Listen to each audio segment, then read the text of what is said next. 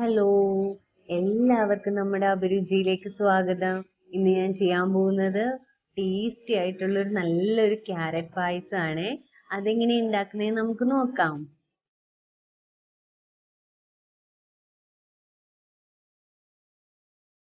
Carrot പായസത്തിന് ആവശ്യമായ ingredients ആണ് ഞാൻ ഇവിടെ എടുത്തു വെച്ചിരിക്കുന്നത്. ഈ വലുപ്പത്തിലുള്ള 2 ക്യാരറ്റാണ് നമുക്ക് വേണ്ടത്. അത് ഞാൻ ഓൾറെഡി ആ അളവ് ക്യാരറ്റ് ഇവിടെ ഗ്രേറ്റ് ചെയ്ത് എടുത്തു വെച്ചിട്ടുണ്ട്. അതേപോലെ ഞാൻ ഇതിലേക്ക് കുറച്ച് ചവ്വരി ഇട്ട് കൊടുക്കുന്നുണ്ട്. ഒരു 1/2 കപ്പ് ചവ്വരിയാണ് ഇട്ട് കൊടുക്കുന്നത്. അത് ഞാൻ ഓൾറെഡി നന്നായിട്ട് കഴുകി ഒരു അരമണിക്കൂർ മേലെ കുതിർത്തി എടുത്ത് വെച്ചിരിക്കുന്നതാണ്. പിന്നെ 1 ലിറ്റർ പാലാണ് ഇതിലേക്ക് വേണ്ടത്.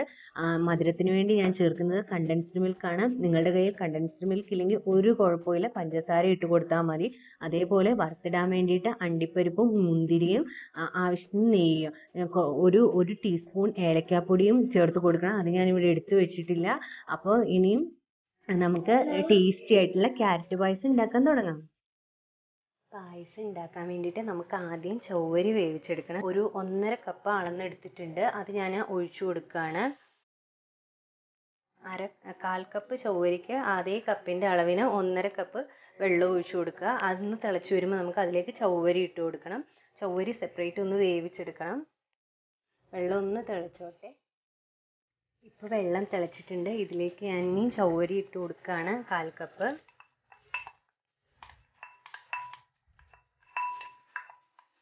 ഇട്ട് കൊടുത്തിട്ടുണ്ട്. നന്നായിട്ടൊന്ന് ഇളക്കി കൊടുക്കുക.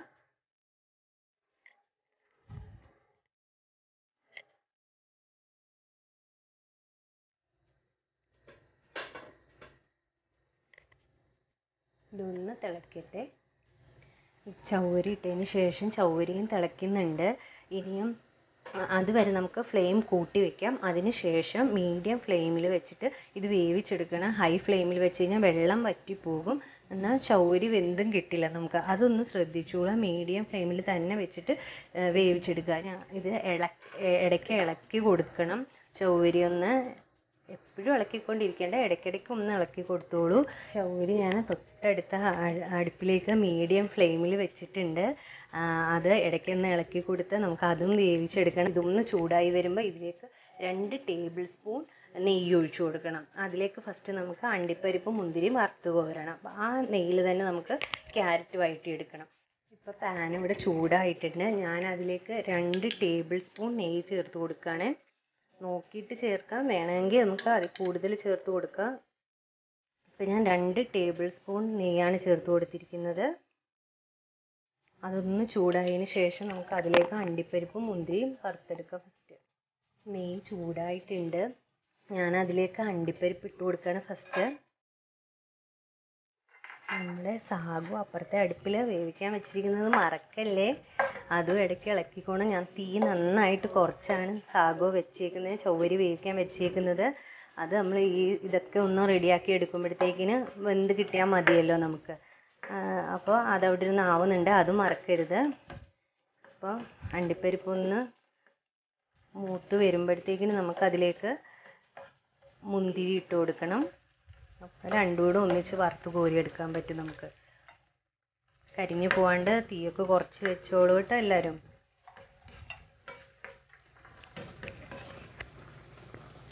അണ്ടിപ്പരിപ്പ് മൂത്തിട്ടുണ്ട്. ഞാൻ അതിലേക്ക് മുന്തിരി ഇട്ട് കൊടുക്കുകയാണ്. മുന്തിരി ഇട്ടിട്ടുണ്ട്. മുന്തിരി ഇട്ട് കഴിഞ്ഞാൽ വേഗം ആവും. വേഗം തന്നെ കോരി മാറ്റേണ്ടി വരും.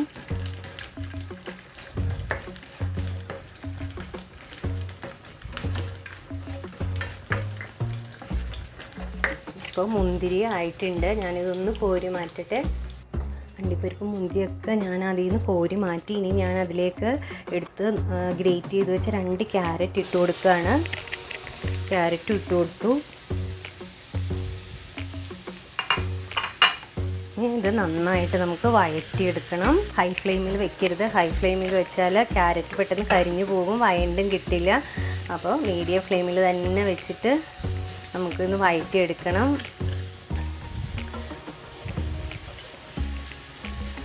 ഞാൻ അവിടെ ചവ്വരിക്ക് അടിയിൽ തീ കുറവായത് കാരണം അത് വെള്ളമൊന്നും വറ്റാണ്ട് കറക്റ്റ് പാകത്തിന് അവിടെ ഒന്ന് വെന്ത് വരുന്നുണ്ട്. ഇതിനി നമുക്ക് നന്നായിട്ടൊന്ന് വഴറ്റിയെടുക്കണം. ക്യാരറ്റ് ഒന്നും ആയിട്ടില്ല, വഴറ്റിക്കൊണ്ടിരിക്കുന്നതേ ഉള്ളൂ. കുറച്ച് സമയമെടുക്കും ഒന്ന് ക്യാരറ്റ് വഴണ്ട് കിട്ടാൻ. ഒന്ന് പകുതി വഴണ്ട് വരുമ്പോൾ നമുക്ക് അതിലേക്ക് 1 ടേബിൾ സ്പൂൺ കണ്ടൻസ്ഡ് മിൽക്ക് ഒഴിച്ചു കൊടുക്കണം. ആ ക്യാരറ്റിലേക്ക് ആ ഒരു മധുരം ഒന്ന് പിടിക്കാൻ വേണ്ടിയിട്ടാണ് 1 ടേബിൾ സ്പൂൺ ഞാൻ ഒഴിച്ചു കൊടുക്കുന്നുണ്ട്. നിങ്ങളുടെ കയ്യിൽ നിങ്ങൾ പഞ്ചസാരയാണ് യൂസ് ചെയ്യുന്നതെങ്കിൽ ആ സമയത്ത് 1 ടേബിൾ സ്പൂൺ പഞ്ചസാര ഇട്ട് കൊടുക്കണം. അതേപോലെ പ്രത്യേകം ശ്രദ്ധിക്കുക, പായസം ഉണ്ടാക്കുന്ന പാത്രങ്ങൾ, തവികൾ ഒന്നും എരിവും ഒന്നും പെടാത്ത നല്ല പാത്രം തന്നെ യൂസ് ചെയ്യുക. നന്നായി കഴുകി എടുത്തതിന് ശേഷം യൂസ് ചെയ്യുക. ഇല്ലെങ്കിൽ നമ്മുടെ പായസമൊക്കെ പിരിഞ്ഞു പോകും, നമ്മൾ കഷ്ടപ്പെട്ടതൊക്കെ വെറുതെ ആവും കേട്ടോ. അപ്പോൾ അതൊക്കെ നന്നായിട്ട് ശ്രദ്ധിക്കണേ ഉണ്ടാക്കുമ്പോൾ. എന്തായാലും വഴണ്ട് വരട്ടെ. ക്യാരറ്റ് ഇവിടെ ഇപ്പോൾ പകുതിയോളം വഴണ്ടിട്ടുണ്ട്. ഞാൻ അതിലേക്ക് ഈ സമയത്ത് 1 ടേബിൾ സ്പൂൺ കണ്ടൻസ്ഡ് മിൽക്ക് ഒഴിച്ചു കൊടുക്കുകയാണ്. ഇത്രയും മതിയാവും കേട്ടോ. ഈ സമയത്ത് നിങ്ങൾ പഞ്ചസാരയാണ് ഉപയോഗിക്കുന്നതെങ്കിൽ പഞ്ചസാര ഇട്ട് കൊടുത്തോളൂ കേട്ടോ. ജസ്റ്റ് ഒന്ന് നമുക്ക് അതിലേക്കൊന്ന് മധുരം ഒന്ന് ഇറങ്ങാൻ വേണ്ടി മാത്രം. ഇനി നന്നായിട്ട് ഇളക്കി കൊടുക്കുക. ബാക്കിയൂടെ നന്നായിട്ടൊന്ന് വഴറ്റിയെടുക്കുക. നന്നായിട്ട് മിക്സ് ചെയ്ത് കൊടുക്കണം കണ്ടൻസ്ഡ് മിൽക്ക് ഒഴിച്ചതിന് ശേഷം. ഇപ്പോൾ ക്യാരറ്റൊക്കെ നന്നായിട്ട് വഴണ്ട് വന്നിട്ടുണ്ട്. ഇത്രയും മതി. ഇനി നമുക്ക് ഇതൊന്ന് മാറ്റി വെക്കണം. ഞാൻ ഇനി ചൗവരി ഇവിടെ ലോ ഫ്ലെയിമിൽ വെച്ച കാരണം അതും വെന്ത് വന്നിട്ടുണ്ട് കറക്റ്റ് സമയത്തിന് തന്നെ. അത് ഞാനിനി ഈ അടുപ്പിലോട്ട് വെക്കുകയാണ്. ക്യാരറ്റ് ഇനി മാറ്റി വെക്കുകയാണ്. ബാക്കി ഇത്തിരി കൂടെ നമുക്ക് പാലിലിട്ട് വേവിക്കാനുണ്ട്. അതാണ് ഈ ഒരു പരുവം മതിയെന്ന് ഞാൻ പറഞ്ഞത്.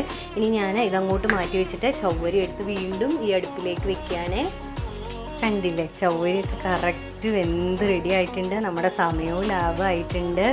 ഇനി ഞാൻ ഇതിലേക്ക് ചെയ്യുന്നത് അടുത്ത സ്റ്റെപ്പ് എന്ന് പറയുന്നത് ഈ വെന്ത ചൗവരിയിലേക്ക് ഫുൾ ഫാറ്റ് മിൽക്ക് 1 ലിറ്റർ ഒഴിച്ചു കൊടുക്കുകയാണ്. ഫുൾ ഫാറ്റ് ഇല്ലെങ്കിലും കുഴപ്പമില്ല, നമുക്ക് കിട്ടുന്നത് വെച്ചല്ലേ ചെയ്യാൻ പറ്റുള്ളൂ. അപ്പോൾ നമ്മുടെ കയ്യിലുള്ളത് വെച്ച് ചെയ്യുക, ഉണ്ടെങ്കിൽ അത് ഉപയോഗിച്ചോളൂ കേട്ടോ. കറക്റ്റാണ്. 1 ലിറ്റർ പാല് മതി കേട്ടോ ഇതിന് കറക്റ്റായിട്ട്, ഈ ഒരളവ് ക്യാരറ്റിനും ചൗവരിക്കും. അപ്പോൾ ഇനി ഇത് നമുക്കൊന്ന് തിളച്ച് വരുമ്പം ഇതൊന്ന് തിളപ്പിച്ചെടുക്കണം. ഈ പാലും ചൗവരിയും കൂടെ ജസ്റ്റ് ഒന്ന് തിളപ്പിച്ചെടുക്കണം. ഇപ്പോൾ പാലൊക്കെ നന്നായിട്ട് തിളച്ച് വന്നിട്ടുണ്ട്. എക്സ്ട്രാ ഒട്ടും വെള്ളമൊന്നും ആഡ് ചെയ്ത് കൊടുക്കരുത്. കാരണം ചൗവരിയുടെ ഉള്ളിൽ കുറച്ച് വെന്തതിന് ശേഷം കുറച്ച് വെള്ളം ഉണ്ടായിരുന്നു, ആ വെള്ളം തന്നെ മതി. അപ്പോൾ നന്നായിട്ട് ഇളക്കി തന്നെ തിളപ്പിച്ചെടുക്കണം, അല്ലെങ്കിൽ പാലൊക്കെ അടുക്കി പിടിച്ചിട്ട് കരിഞ്ഞു പോകും. ഇനിയും നമുക്ക് തീയൊന്ന് കുറച്ച് വെക്കണം. കുറച്ച് വെച്ചിട്ട് ഇതിലേക്ക് ഇനി ഞാൻ കണ്ടൻസ്ഡ് മിൽക്ക് ഒഴിച്ചു കൊടുക്കാൻ പോവാണ്. നിങ്ങൾ ഈ സമയത്ത് പഞ്ചസാരയാണ് ഇടുന്നതെങ്കിൽ അതിട്ട് കൊടുക്കുക. ഞാനിപ്പോൾ ഒരു 300 ഗ്രാമാണ് എടുത്തു വെച്ചിരിക്കുന്നത്. അത് മുഴുവനും ഒഴിക്കണില്ല, കുറച്ച് ഒഴിച്ചിട്ടുണ്ട്. അതിൻ്റെ ഒരു പകുതി മേലെ ഒഴിച്ചിട്ടുണ്ട്. ബാക്കി ഞാൻ മധുരം നോക്കിയിട്ടേ ചേർക്കണുള്ളൂ, അല്ലെങ്കിൽ മധുരം കൂടിപ്പോയാൽ അറിയില്ലല്ലോ. നിങ്ങൾ പഞ്ചസാരയാണ് ചേർക്കുന്നതെങ്കിൽ ഒരു 8 ടേബിൾ സ്പൂണ് ഫസ്റ്റ് 6 തൊട്ട് 8 ടേബിൾ സ്പൂൺ വരെ ഫസ്റ്റ് ഇട്ട് നോക്കുക. അതിന് ശേഷം മധുരം പോരെങ്കിൽ 2 ടേബിൾ സ്പൂൺ കൂടി ഇട്ട് നോക്കുക കേട്ടോ. ഒരു 6 അല്ലെങ്കിൽ 8 ആദ്യം ഇടുക കേട്ടോ. അതിന് ശേഷം അതൊന്ന് മെൽറ്റായി വന്നതിന് ശേഷം ബാക്കി മധുരം നോക്കിയിട്ട് ഇട്ടാൽ മതി.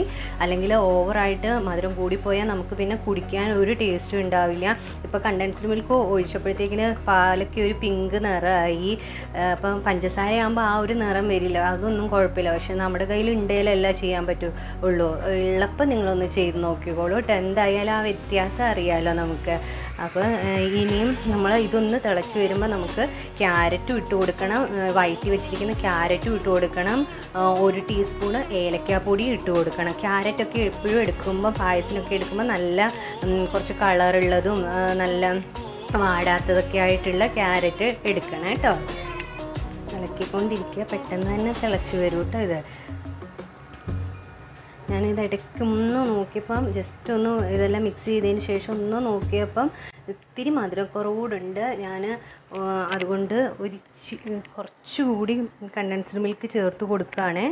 മധുരം പോരാ.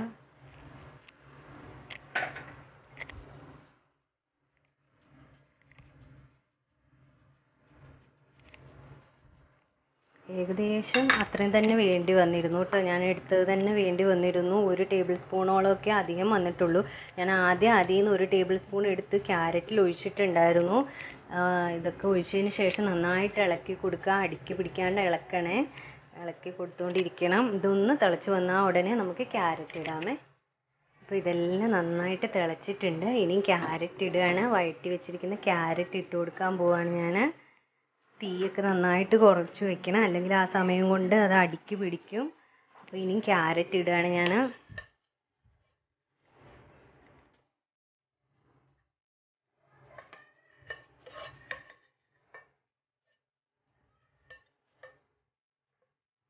ഇപ്പോൾ വഴറ്റി വെച്ചിരുന്ന ക്യാരറ്റ് എല്ലാം ഇട്ട് കൊടുത്തിട്ടുണ്ട്. നന്നായിട്ട് ഇളക്കുക.